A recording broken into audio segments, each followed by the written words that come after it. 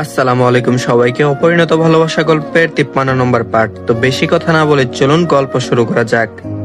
গরমে বাঁচা মুশকিল। মানুষের জীবনের সবচেয়ে বিরক্তিকর জিনিসগুলোর মধ্যে একটি হলো ট্রাফিক জ্যাম। তা যদি আবার হয় ঢাকা শহরের ট্রাফিক জ্যাম, তবে তো হয়েই গেল। প্রায় 20 মিনিট যাবৎ জ্যামে আটকে আছে শ্রাবণ আর ধারা। মাত্র 20 মিনিট শ্রাবণের কাছে কিছুই না, সে গুনগুন করে মনের সুখে গান গাইছে। তবে ধারার কাছে এটা জটিল বিষয়। বিরক্ত হয়ে মুখ কুচকে সে সামনের গাড়িগুলোর দিকে তাকিয়ে আছে। সে দেখতে চায় সবার সামনে যে গাড়িটা দাঁড়িয়ে আছে, সেই গাড়ি কি এমন মহাভারত অশুদ্ধ করার মতো কাজ করেছে যে চলছে না। জ্যামের প্রথম গাড়িটা কি করে চলছে না কেন?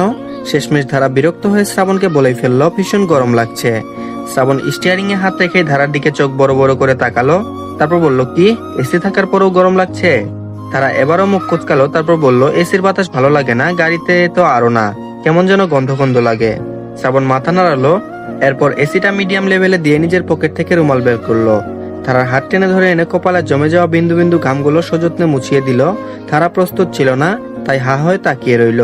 শ্রাবণ কপাল মুছিয়ে দেওয়ার পর ধারার মুখের দিকে তাকালো, কিছুক্ষণ তাকিয়ে থেকে ফিক করে হেসে ফেললো। তারা এবারও ভ্রু কুচকালো, একটু জোরেই বলল, হাসছেন কেন? শ্রাবণ হাসতে হাসতে এক আঙ্গুলে ধারার নাকটা ছুঁয়ে দিল, এরপর রুমাল দিয়ে সেখানেও মুছে দিয়ে বলল, তোমার নাক ঘেমে গেছে। মুখ ফুলিয়ে রাগান্বিত স্বরে ধারা বলল, তো এত হাসার কি আছে?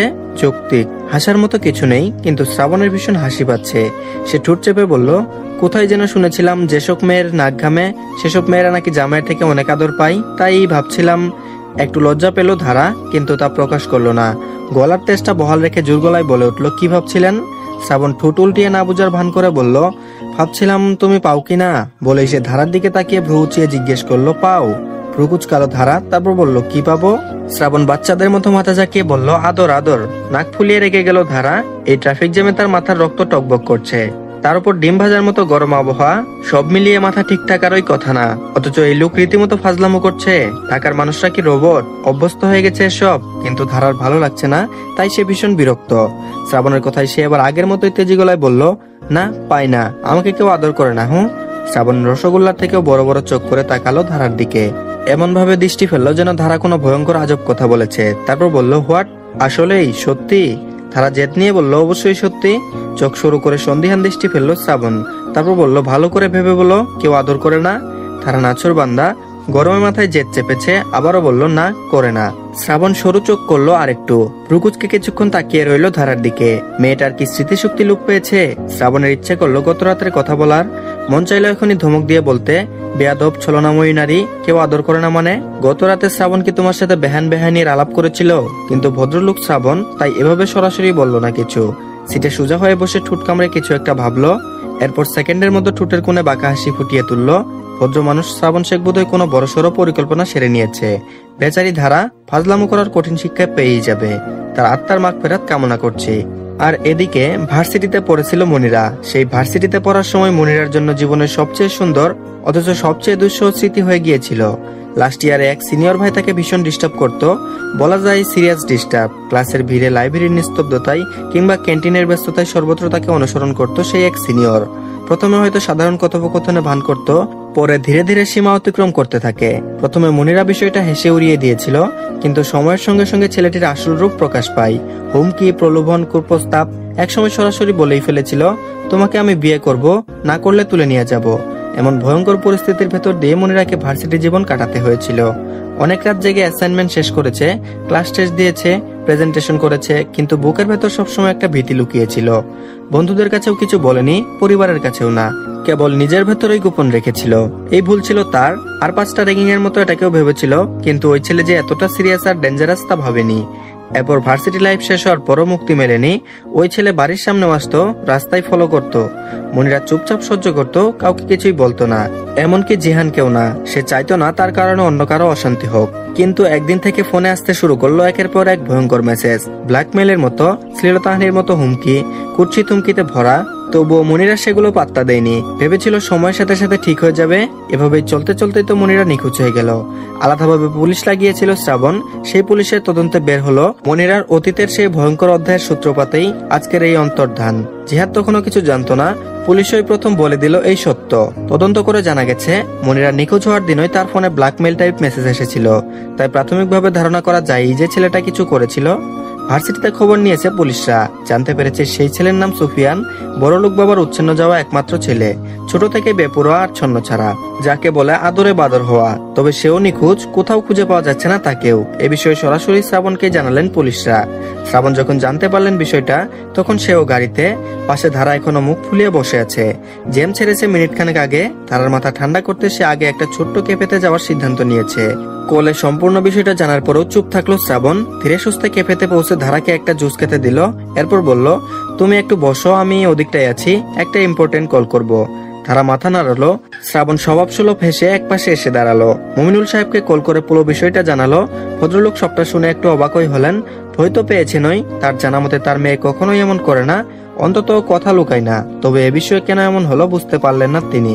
ভেঙে পড়লেন খানিকটা, অনুনয় করলেন শ্রাবণের কাছে। তারপর বললেন, আমার মেয়েটাকে খুঁজে এনে দাও শ্রাবণ, ও যা চাইবে তাই হবে। ওকে জিহানের সাথে বিয়েও দেব, আমি এই কথা দিচ্ছি। শ্রাবণ মাথা নাড়ালো। সে তো আগে থেকে এ বিষয়ে নিশ্চিত ছিল, কিন্তু মনিরাকে খুঁজবে কোথায় আর পাবেটা কোথায়? সবটা তো পুলিশের হাতে না দিয়ে উপায় নেই। সাধারণ মানুষ শ্রাবণ, ওরকম গোপন কোনো ক্ষমতা নেই যে মনিরাকে খুঁজে আনতে পারবে। তাই শ্রাবণ মুমিনুল সাহেবকে শান্ত হতে বলে পুলিশের তদন্তের অপেক্ষা করতে বলল, আর আশ্বাস দিল যে সব ঠিক হয়ে যাবে। আর এদিকে জিহান সিগারেট খাচ্ছিল। এই কয়েকটা দিন তার যে কেমন কেটেছে সেটা সে ছাড়া আর কেউ জানে না। খাওয়া ঘুম কোনো কিছুই হয়নি।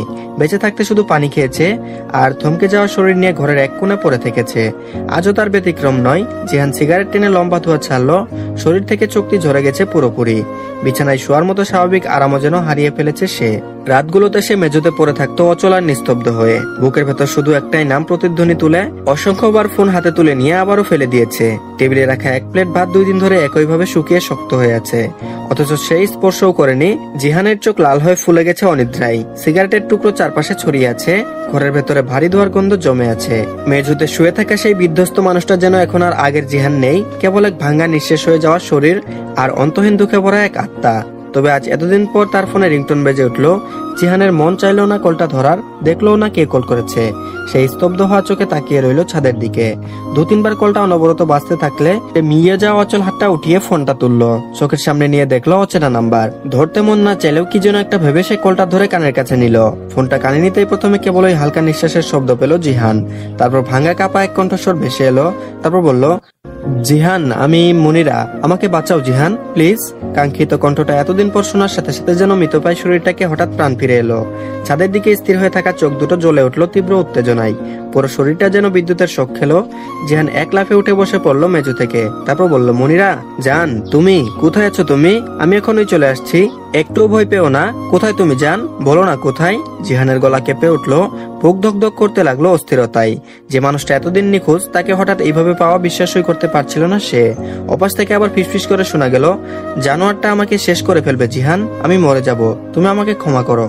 কথাগুলো শোনার পর জিহানের হাত কাঁপতে লাগলো। চারপাশের অন্ধকার, ধোয়ার গন্ধ সবকিছু ভুলে গিয়ে সে শুধু একটাই কথা ভাবলো, যে মনিরাকে বাঁচাতে হবে। ফোনের ওপাশে নিঃশ্বাসের শব্দটা যেন আরো কাঁপা কাঁপা শোনাচ্ছিল। জিহান বেকুল হয়ে বারবার ডাকতে লাগলো। তারপর বলল, মনিরা ভয় পেও না, তুমি কোথায় আছো, ঠিকানা বলো, আমি এখনই বের হচ্ছি। ওপাশে মনিরার কণ্ঠ আবারও ম্রিয়মান হয়ে এলো, যেন কারো চাপে গলা আটকে গেছে। তারপর বলল, জিহান প্লিজ, তাড়াতাড়ি।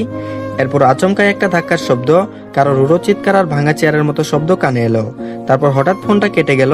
তারপর জিহান বলল, হ্যালো মনিরা, চিৎকার করে উঠলো জিহান। ফোনটা হাতে কাঁপতে কাঁপতে আবারও রিডায়াল করলো, কিন্তু স্ক্রিনে ভেসে উঠলো নাম্বার আনরিচেবল। এক মুহূর্তে যেন পৃথিবী স্থির হয়ে গেল। বুকের ভেতর জুড়ে ধুকপুক করতে লাগলো।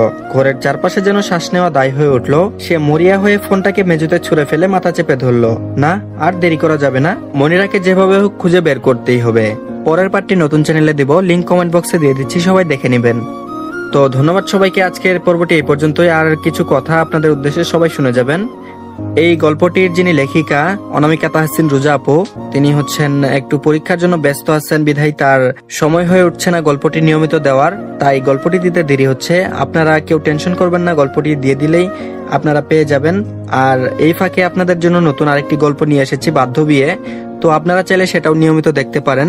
তো সেটার লিংক আমি কমেন্ট বক্সে আর ডিসক্রিপশন বক্সে দিয়ে দিচ্ছি। আশা করছি কেউ ভুল বুঝবেন না। তো ভালো থাকবেন সবাই। ধন্যবাদ সবাইকে, সবাই সাবস্ক্রাইব করে দিবেন।